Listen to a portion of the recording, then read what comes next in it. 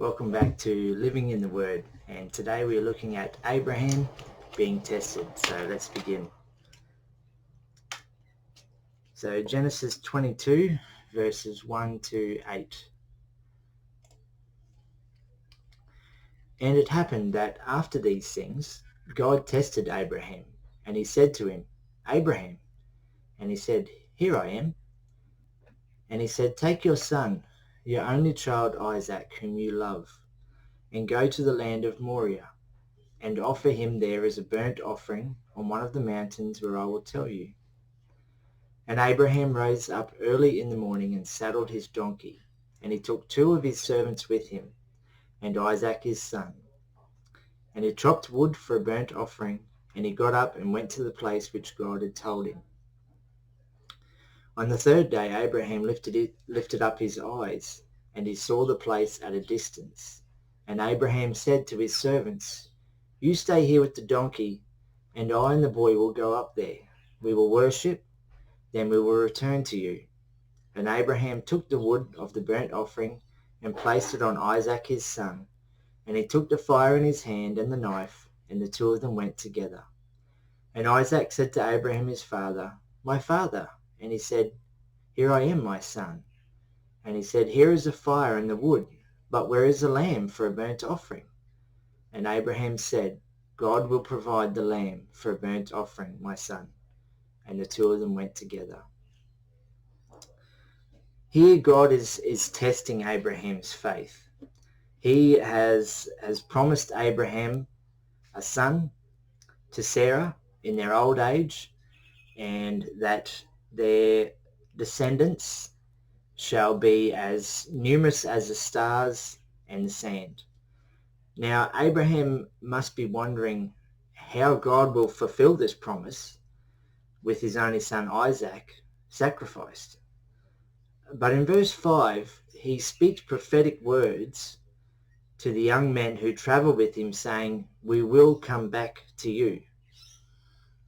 Now, we have previously talked about the power of the tongue, and now Abraham speaks this out. Whether he believed God would raise Isaac from the dead or would provide a sacrifice instead of Isaac, we will never know. But he makes that statement in faith of God's promise. We'll keep reading Genesis 22, verses 9 to 19. And they came to the place that God had told him, and Abraham built an altar there and arranged the wood. Then he bound Isaac his son and placed him on the altar atop the wood. And Abraham stretched out his hand and took the knife to slaughter his son.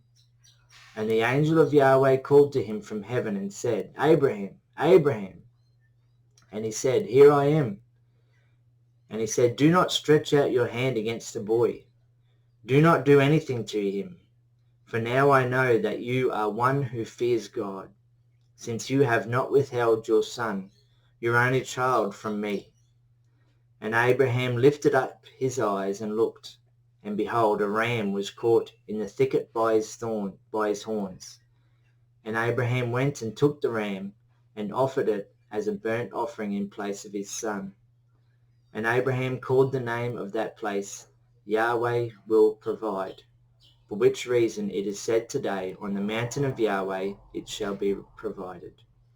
And the angel of Yahweh called to Abraham a second time from heaven, and he said, I swear by myself, declares Yahweh, that because you have done this thing and have not withheld your son, your only child, that I will certainly bless you and greatly multiply your offspring as the stars of the heaven and as the sand that is by the shore of the sea. And your offspring will take possession of the gate of his enemies.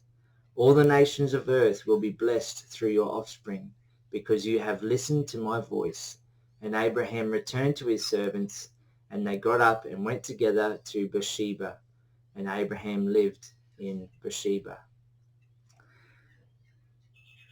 Abraham's faith has been elevated significantly since Egypt and King Abimelech, where he lied about Sarah being his sister. to save his skin. Now it is almost important to note that God does not condone human sacrifices at all. As it says in Leviticus 18 verses 21 and Deuteronomy 12 verses 31. Now God then reaffirms the covenant promises with both Abraham and Isaac. How different the journey back to Beersheba must have been to the journey to Moriah. Abraham unknowing what was about to happen to his only son, and then the joy of passing God's test and his only son still living in the process. Genesis 22 verses 20 to 24. And it happened that after these things it was told to Abraham, look, Milcah has also borne children to your brother Nahor, Uz his firstborn, and Buz his brother, and Kemuel the father of Aram, and Kesed, Hazo, Pildash, Jidlaph, and Bethuel. Now Bethuel fathered Rebekah. These 8 Milcah bore to Nahor, the brother of Abraham, and his concubine, whose name was Reumah, also bore Tebah, Gaham, Tehash, and Makkah. Now, not much more has been mentioned about Nahor, the brother of Abraham, but now this genealogy reveals that Milcah, Nahor's wife, has a son, Bethuel, and he has a daughter, Rebekah, who we will find out later will become the wife of Isaac. Well, thanks for watching, and stay tuned for the next video. God bless.